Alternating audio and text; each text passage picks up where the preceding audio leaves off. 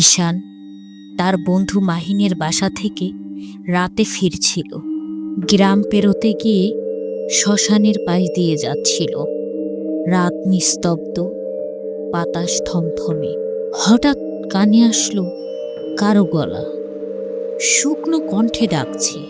ঈশান, ঈশান, থাম। ঈশান ভয় পেয়ে দৌড় দিল। দৌড়াতে দৌড়াতে হঠাৎ রাস্তার মাঝখানে দাঁড়িয়ে গেল, কারণ সামনে দেখতে পেল তারই মতো আরেকটা মানুষ দাঁড়িয়ে আছে। মুখ একদম একই, শুধু চোখ দুটো লাল জ্বলছে। সেই লাল চোখের ঈশান হাসতে হাসতে বলল, তুই তো এখনো জীবিত, আয় জায়গাটা ফাঁকা করে দে। সকালে শ্মশানের পাশে শুধু ঈশানের গলায় ঝুলানো একটা লকেট পাওয়া গিয়েছিল। তার শরীর আর কোনোদিনও খুঁজে পাওয়া যায়নি।